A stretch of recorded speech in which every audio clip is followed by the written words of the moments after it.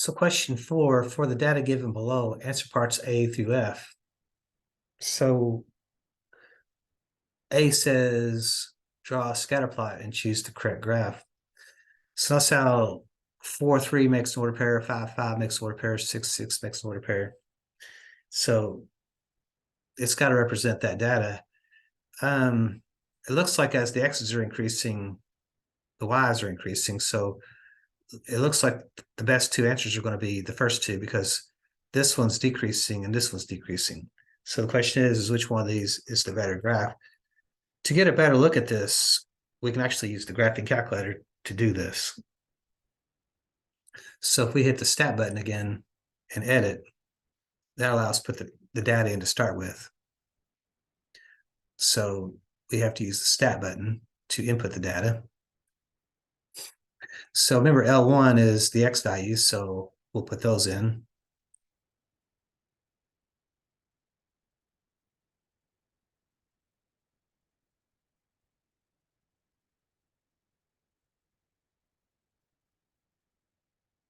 So I should have like 7 values. 1, 2, 3, 4, 5, 6, 7. That's okay. Yeah, so then let's go over to the y values.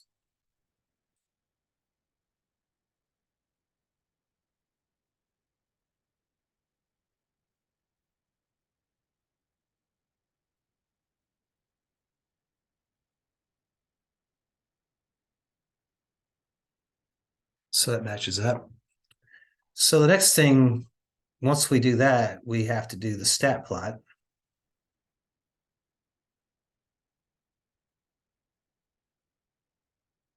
So if we go stat plot, notice that our plot signed, so we're good there. Our scatter plot's lit up. Notice that L1 is X list, L2 is Y list. That all looks good. So we're good to go. So the next thing we want to do is to graph is you actually have to use the zoom button to help us create the scale.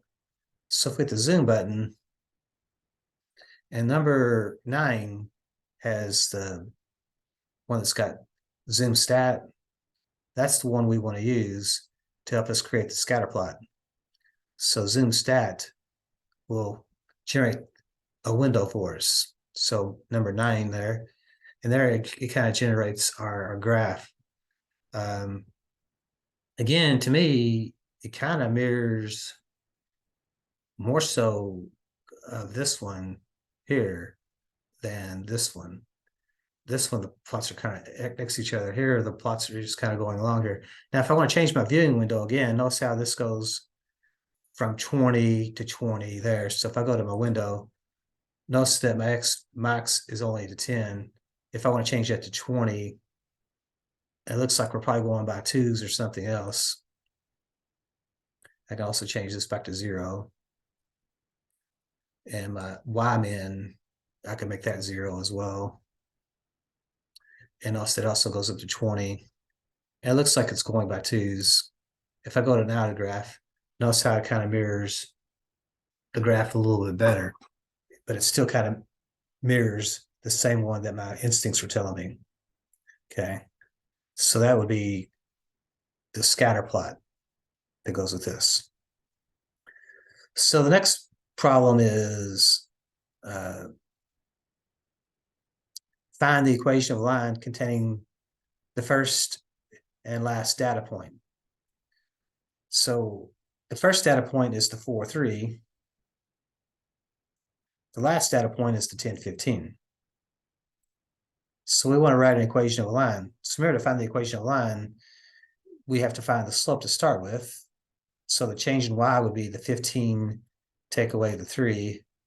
The change in x would be the 10 take away the 4. So that'd be 12 over 6. So that would be a slope of 2. You also can use what's called the point slope formula. So the point slope formula is going to be y minus y1 equals m times x minus x1. So I think the 4, 3 looks like the smaller point. So I'm going to use the smaller values there. So I'm going to have y minus 3 is equal to, the slope is 2 times then x minus the y value of 4. So again, to type an equation, that's how it's got to be in slope-intercept form. Slope-intercept form is in the form of y equals mx plus b. So we have to actually solve this equation for y. So if I remove the parentheses, this is going to give me y minus 3 is equal to 2x minus 8. And then if I add a 3 on both sides, negative 8 plus 3. Let me quit this here. Negative 8 plus 3, that should be a negative 5. So a minus 5. So y equals 2x plus 5 would be the equation that they're looking for there. So y equals 2x minus 5 would be our answer to that one. So the next thing is they want us to graph the line that we just found. Well, it's got to pass through this data here, which is this one. So it must be this guy right here. But to graph it, what we can do is go to y equals and type in this 2x minus 5. And if we hit graph, notice how it does go through those points. But notice it doesn't have to necessarily pass through every point. It just wants to pass through the middle of those points. But you can kind of see this data is very linear because almost all the points are on the line. So that's extremely linear, whatever that is. But yeah, this graph here best matches what I'm seeing with my calculator, my technology. So use the graphing utility to find the line of best fit. So to find the line of best fit, that's when we have to use the, I think it's the stat button again.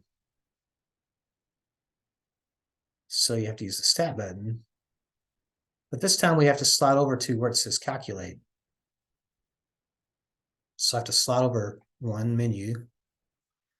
And notice number 4, linear regression AX plus B. That's the one we want. So that number 4 that says LIN or linear regression AX plus B. So they're actually using A as slope and B as the y-intercept. So if I scroll down to number 4 and hit enter, notice how it's coming from L1 and L2. All that looks good. So if I hit calculate, notice how it gives me my A and my B. And they say round this to 4 decimal places. So this is going to be 2.0357 or 58. So that 7 is the 4th place over. And since there's a 1 after it, it's just going to remain a 7. So 2.0357x, there I got the x there. And then minus, so I don't have to put the negative in here. All I got to do is put the positive 5.392. Now, does that 8 stay or does it move up? And since there's a 5 after the 8, that 8 has to move up to a 9. So 5.3928. So it's very close to the one we came up with. That's just a little bit more precise than ours. But notice how we're actually able to create what's called the line of best fit by just using the first point and the last point.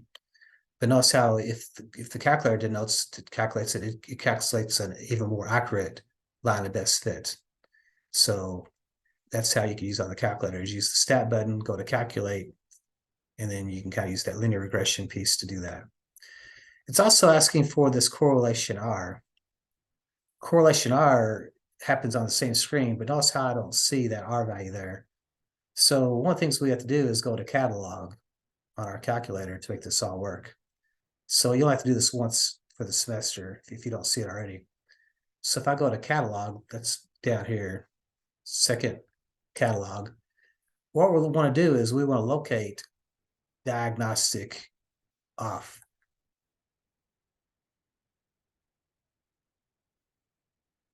So if I go down here, I think it's alpha D again. That moves me down rather quickly. And I want the diagnostic off, not on, I think. I can't really remember. Let's see if I hit enter diagnostic off. So if I go to stat, calculate, number 4. I think it's diagnostic on. So second catalog, alpha D, that moves me down there quicker. And we want diagnostic on, not off. Hit enter again. Make sure it says done on that. So let me get my eraser out there, and so it's diagnostic on. And this is a one-time thing. So once you do this, you should have to do it again unless somebody else turns it off on you. So if I now go to the stat button again and go to calculate, number 4, this all should be correct. It should not give me my R value here. So using technology, we can kind of see our R value, and it says round to 3 decimal places. That's going to be 0.996. So approximately 0.996. So again, if the R value is close to -1 or close to +1, so if R is close to 1 or if R is close to a -1, this means that it's going to, a linear line is going to be very useful. It's going to have a linear relationship. If it's not very close to 1 or -1, then it's not going to be, a line is not going to be very effective. So that's what this correlation coefficient is saying, is how close to a line is this data. And since it's a 0.996, we're saying it's very close. So using a graphing utility, draw a scatter plot and a line of best fit on this. So have we already done that? I think we have, at the graph. We've already kind of done this. So we've already done all that. That's going to be this one right here. Notice how they did change the scale to 0 to 20 to 0 to 20 and 2. That's kind of what we kind of picked up on from above. So I just introduced technology a little bit quicker than they wanted to. But that's kind of where a lot of this, some of this math and algebra goes to, is in statistics and data. You're going to be gathering information, and you're going to decide whether I can use the line to predict outcomes.